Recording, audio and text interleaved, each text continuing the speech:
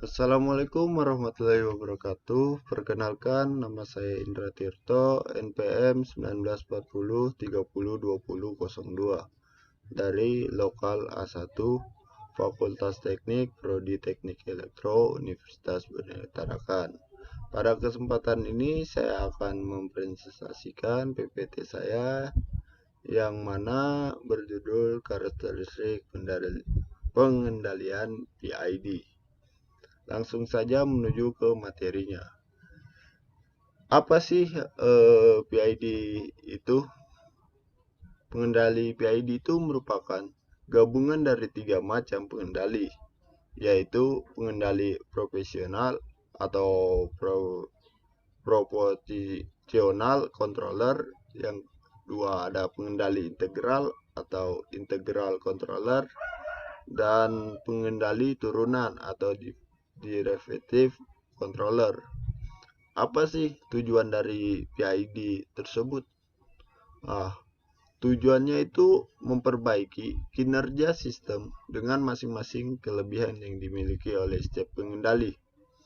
Ya, di situ ada sebuah gambar yang mana IT di sini sebagai inputnya dan MT ini sebagai outputnya, dan yang di tengah ini sebagai pengendalinya, yang mana ada professional controller, ada integral controller, yang ini ada derivative controller. Next, memiliki spesifikasi perencanaan sistem kontrol berupa yang pertama di sini ada ketelitian atau akurasinya. Yang kedua ada kecepatan. Kecepatan di sini maksudnya itu sebuah sistem atau kinerja untuk merespon sebuah sinyal atau yang sudah diatur gitu.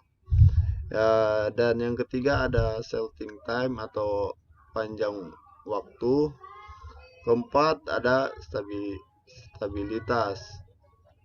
Jika sebuah kontrol sistem stabil dan hanya memerlukan perbaikan respon, maka yang dilakukan adalah dengan menambahkan alat-alat controller dari PID yang dapat mengovernya. Jadi jika kita membuat atau merancang itu suatu sistem pengontrolan, terjadi ketidakstabilan, dan alangkah baiknya itu kita, kalau memang ada alatnya, kita akan menambahkan PID agar lebih efisien lah. Namun ketika suatu sistem tidak stabil, maka perlu melakukan teknik kompensasi, yang mana menambahkan peralatan kompensasi yang dapat memodifikasi penguatan dan sudut fasa agar dapat menghasilkan perbaikan gain dan fasa margin.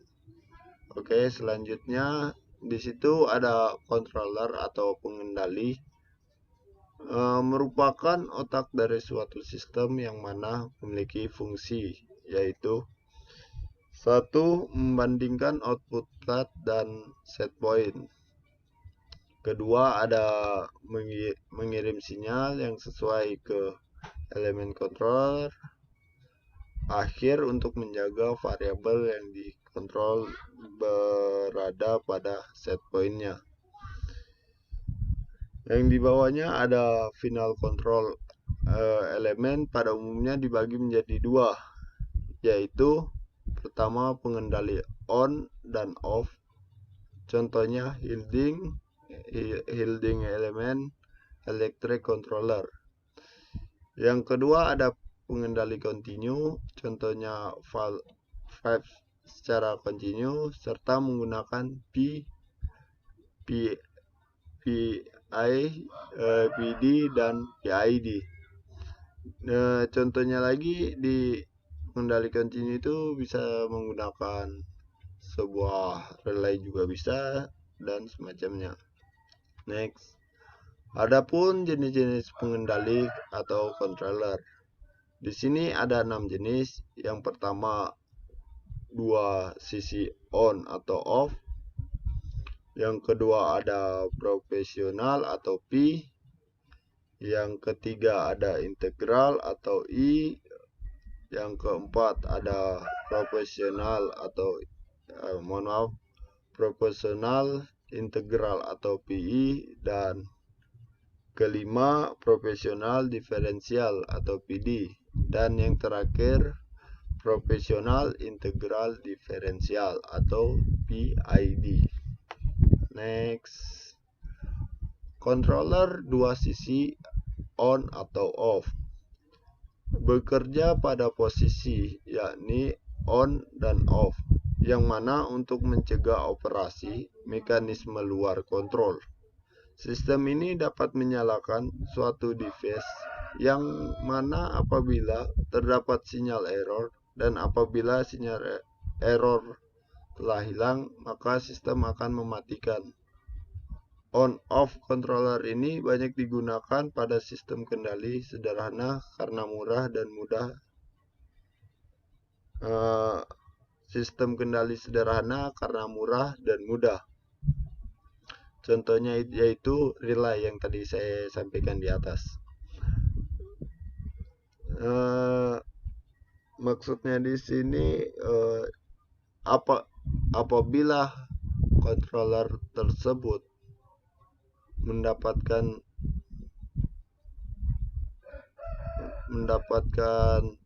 sinyal error, maka dia akan bekerja, dan apabila dia sudah menghilangkan sinyal errornya, maka dia otomatis akan mematikan sistemnya. Dan di situ terlihat ada sebuah diagram blok on-off controller, yang mana E sebagai input, dan yang kotak ini sebagai relaynya, dan yang M ini sebagai outputnya. Next, di sini ada proporsional P atau P menghasilkan output yang sebanding dengan besarnya input dan memiliki bentuk transfer seperti di bawah. Ini gambarnya. Dan maksudnya di sini, jika inputnya sama, maka jika nilai inputnya, outputnya yang keluar nanti akan sama dengan inputnya. Jadi bisa juga kita simpulkan begini, dia itu sistemnya sama dengan seperti hukum Kirchhoff arus, yang dimana arus yang masuk sama dengan arus yang keluar. Next, cara kerja dapat diamati pada grafik, yang mana output setelah mengikuti input secara proporsional.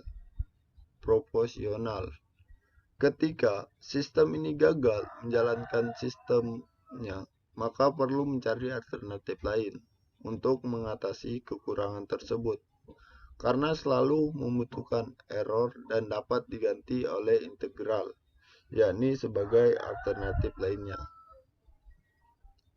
Nah, di sini terlihat ada sebuah diagram, yang mana di atas itu menunjukkan inputnya, dan yang di bawah itu menunjukkan outputnya.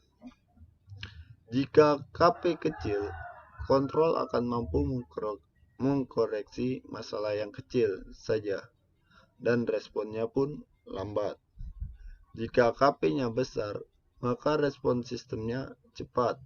Namun, ketika diperbesar secara berlebihan, maka tidak stabil atau respon beroscilasi.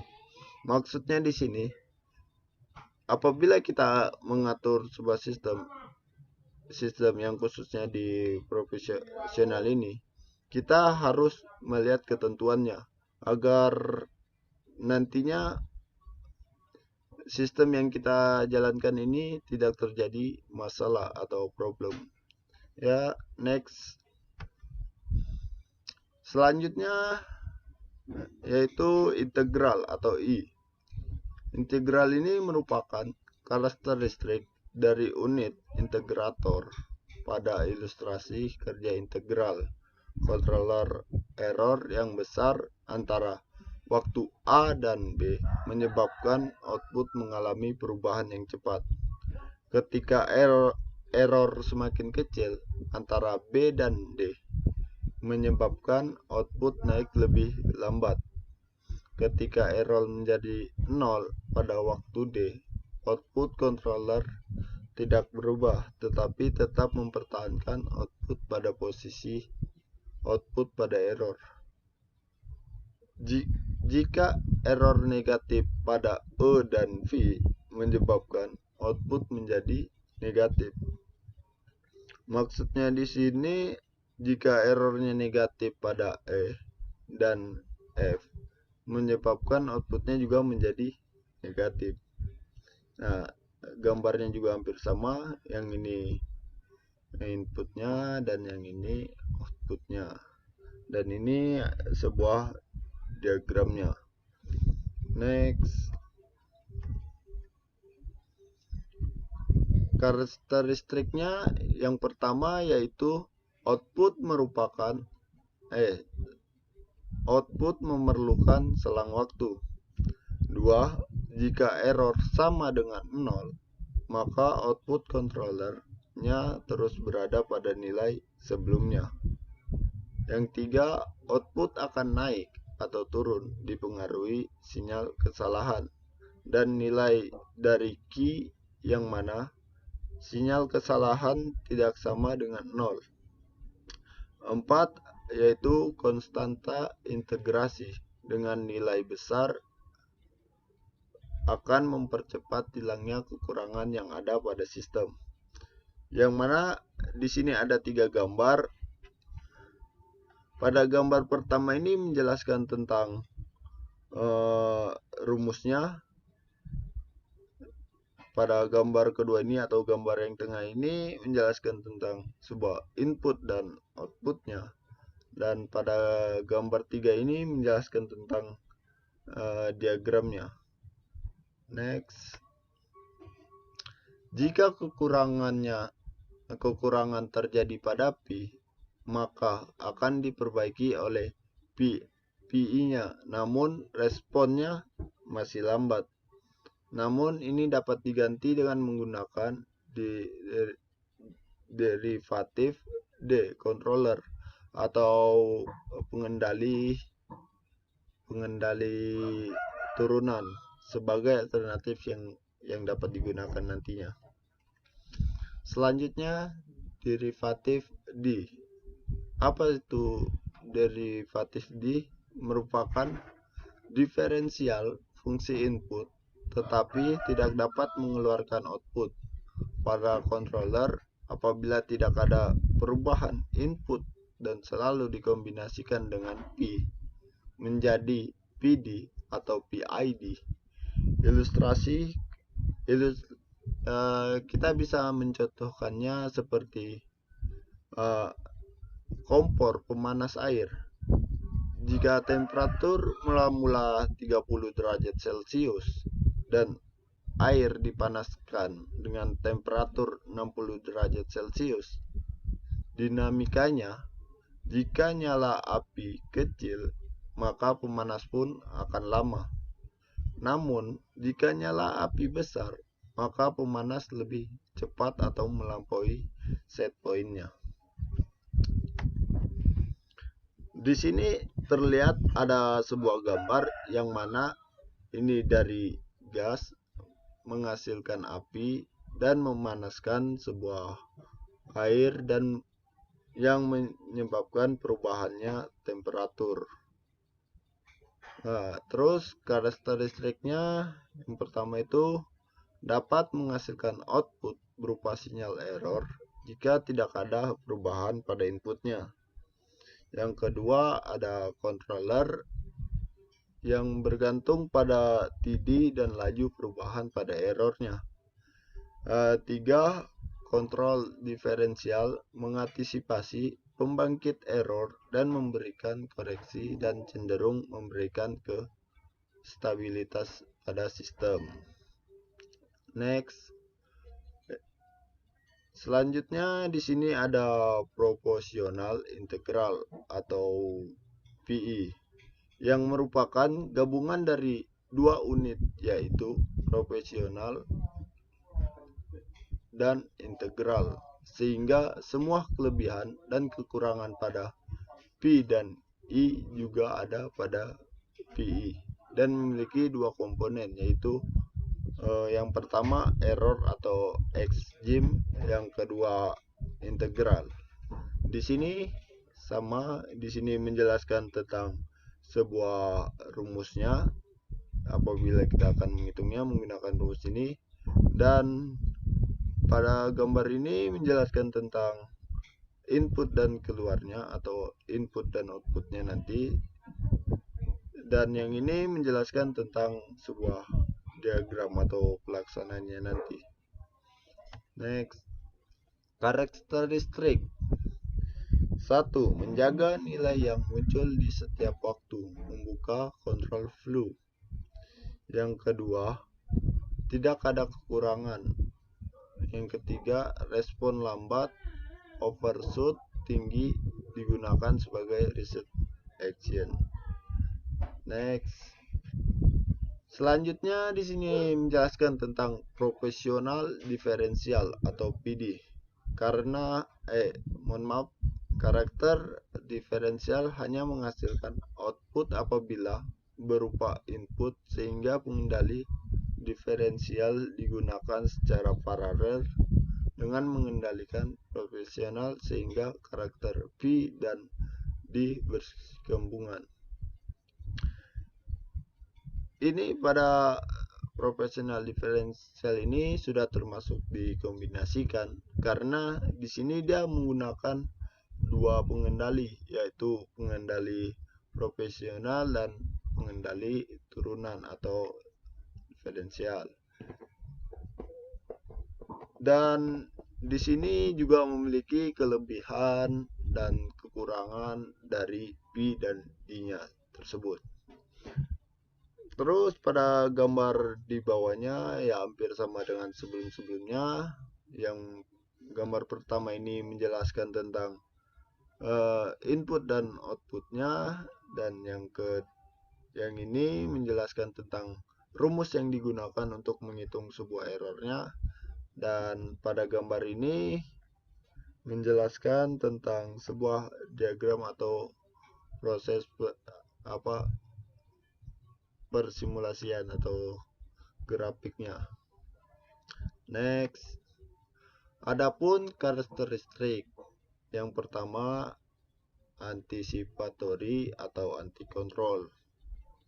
Yang kedua nanti kontrol berdasarkan pada mode diferensial. Yang ketiga gain tinggi. Keempat respon sangat cepat. Kelima overshootnya rendah. Dan 6 offsetnya kecil. Next, yang terakhir ada PID controller, berguna mempercepat reaksi sistem, menghilangi offset, mendapatkan energi ekstra, memiliki sifat yang ada pada unsur P, I, dan D dengan setting KP, TI, dan TD. Next, adapun karakteristiknya, yang pertama paling baik atau bagus tapi juga paling mahal. 2. Offset dihilangkan dengan integral overshoot dan waktu osilasi diturunkan dengan diferensial. Yang 3. Diterapkan pada sistem yang lambat dan tidak menghasilkan noise. Jadi pada paparan saya di atas, yang paling bagus memang kalau menurut saya adalah PID, karena tingkat errornya juga kecil dan banyak memiliki kelebihan, akan tetapi tingkat untuk memperolehnya itu agak sedikit mahal. Ya, sekian dari saya, kurang lebihnya mohon dimaafkan karena saya juga masih dalam proses pembelajaran. Wassalamualaikum warahmatullahi wabarakatuh.